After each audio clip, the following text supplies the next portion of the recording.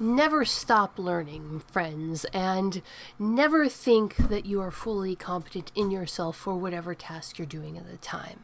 Hello, my wonderful viewers, and welcome to another episode of Betty Adams Overanalyzes.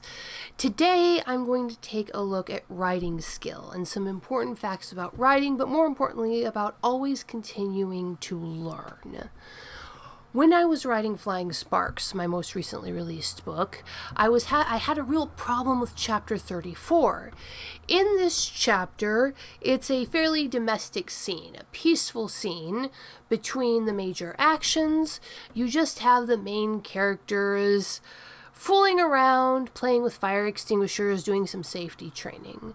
And my problem was I could not figure out where to end the scene. The chapter just kept getting longer and longer, and none of the endings I was writing felt right, so I just kept writing.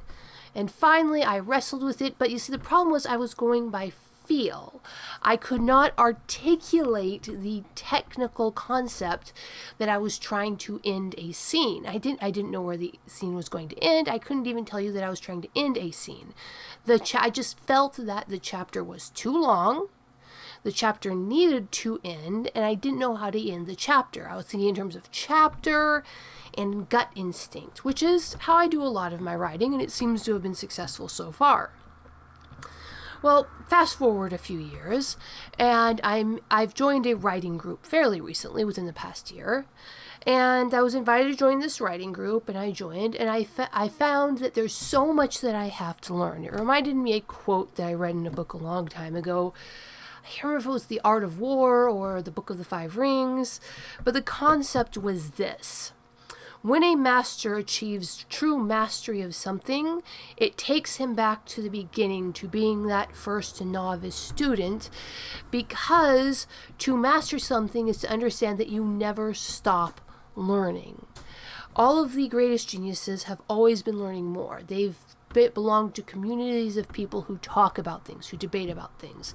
And one of the things we do in this writers group is we've been reading through this book on scene and elements of fiction writing, scene and structure, by Jack C. Bickham, who is a university professor. He teaches a lot of classes to freshmen. You can tell because he often speaks as if he's speaking to freshmen, which can be a little awkward when you're an experienced writer and you've been out of that freshman mindset for a while. But there's so much good stuff in here that just explains to me why I was having so much trouble with chapter 34. So I've got my main characters. I've got Drake, and I've got one of the aliens, Sever, and I've got Drake's little brother and Drake's little cousin, and they're all kind of having a fun time doing some fire safety training, and I could not end the scene, and I didn't even know that I was trying to end a scene. I wasn't able to articulate that. I just knew that the chapter felt too long, so that's where I was.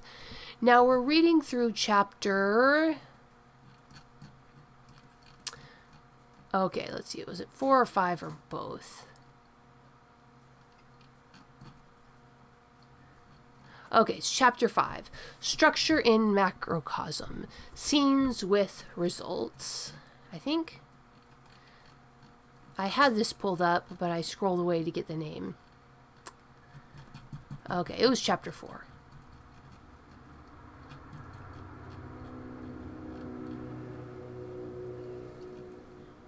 Structure in larger elements, the scene. So when we're writing a full-length novel, we tend to think in terms of chapters, but in reality, we need to think in terms of scene.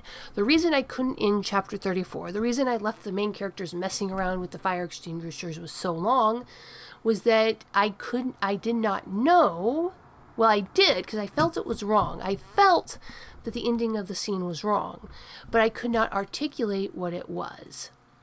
And what it was I did not have a scene ending disaster. So now this is actually something that my mind rebelled at first when we read chapter 4. Because in chapter 4, the author sets out that the scene, which is the basic large building block of the structure of any long story, which has a cause and effect pattern in it, and a stimulus and a response. The scene needs to end on a disaster unless it is the final scene. And I'm like, that makes no sense. Scenes don't end in chapters in most books I've read. And to prove this, I went to one of my favorite books, Anne of Green Gables. And as the rest of the group is debating this concept of the scene ending disaster, I start reading through the chapter endings of the Anne of Green Gables. And sure enough, every single chapter ending in Anne of Green Gables has something that's a setback for either Anne or Marilla, who are the main POV characters in these books.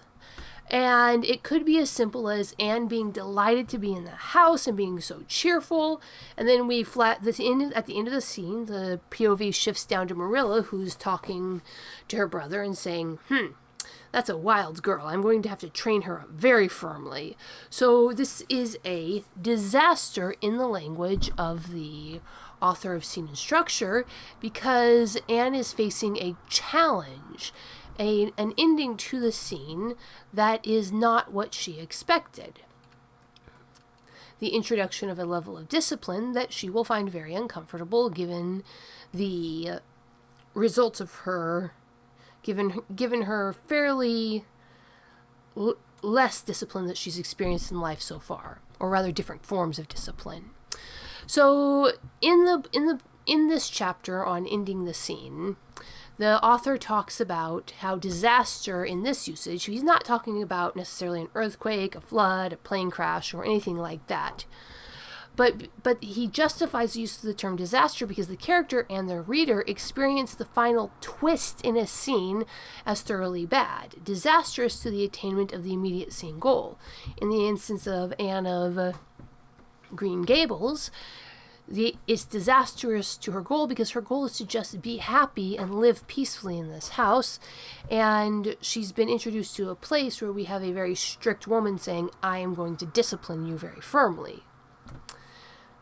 This is what we call the yes, but ending.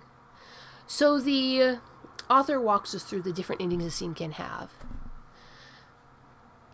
You have a simple no ending. That is a disaster. In the scene, the character does not achieve their goal because a scene has to have a goal.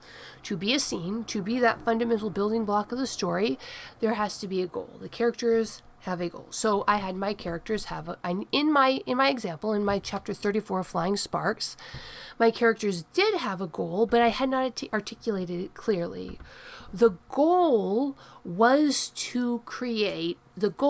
that my main character, Drake, was working to create an environment for his family that was safe and comfortable.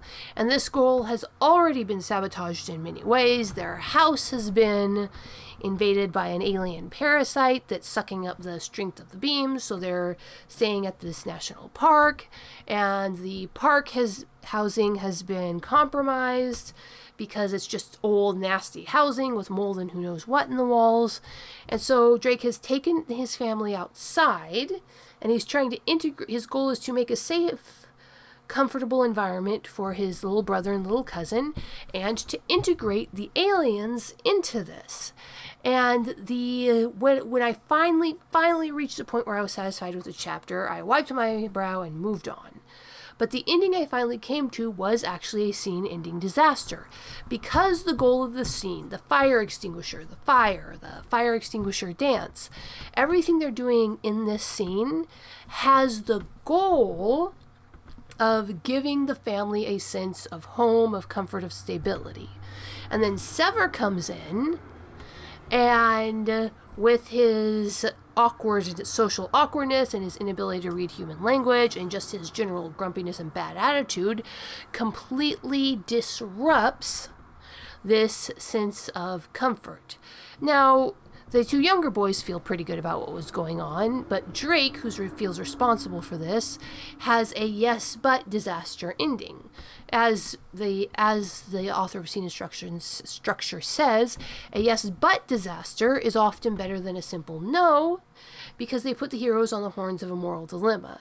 So now we have Drake. So when I finally was satisfied with the ending of chapter 34, I had my main character Drake facing sort of a dilemma.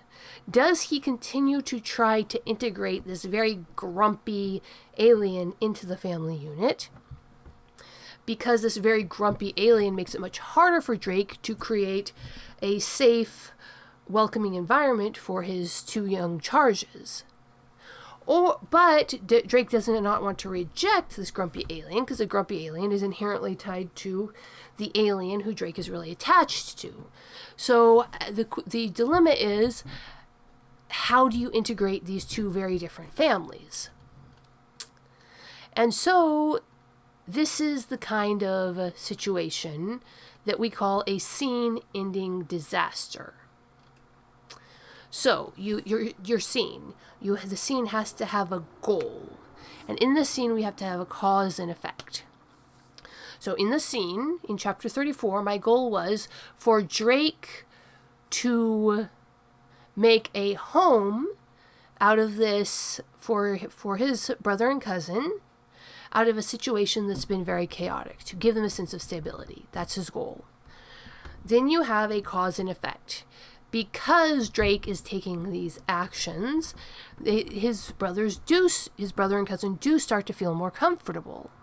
And then you have the scene-ending disaster. Also, because Drake is trying to integrate this alien into the family unit, the sense of comfort is completely, well, not completely, but Drake feels it has been completely upending.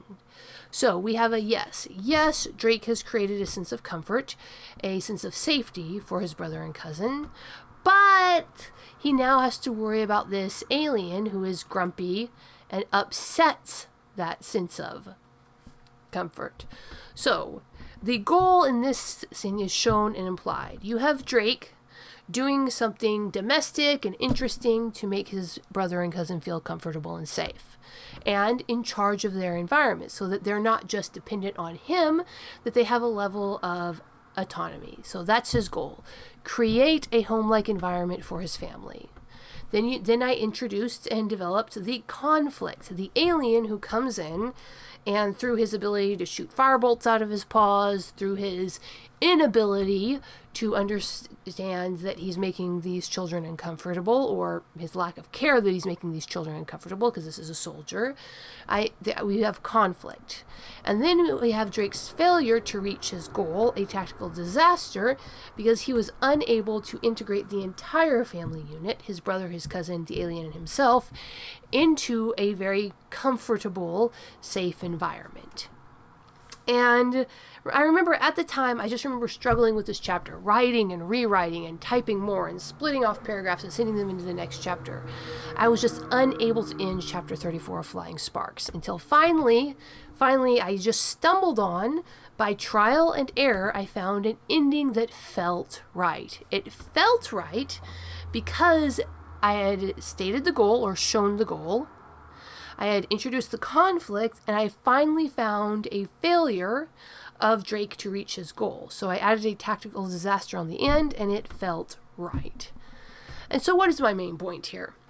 When you are writing, or doing anything really in life, but I'm talking about writing here, always be willing to learn, always be willing to reach out and communicate with others, because I would never have picked up this book and read it on my own. I only did it because my writing group literally sits us down in the group, and the chief writer reads us this book, and then we discuss it. And this chapter, I was really angry with it first. I struggled with it, and I compared it to books that I've loved, and I found out, you know what? This author is right. I mean, if you want, and just to remind you again, the name of the book is Elements of Fiction Writing, Scene and Structure by Jack M. Bickham. You can find it from Writer's Digest book. It's published in Cincinnati, Ohio. And I'm probably going to do some other things on things that I've picked up from this book and from the discussion in the writers group.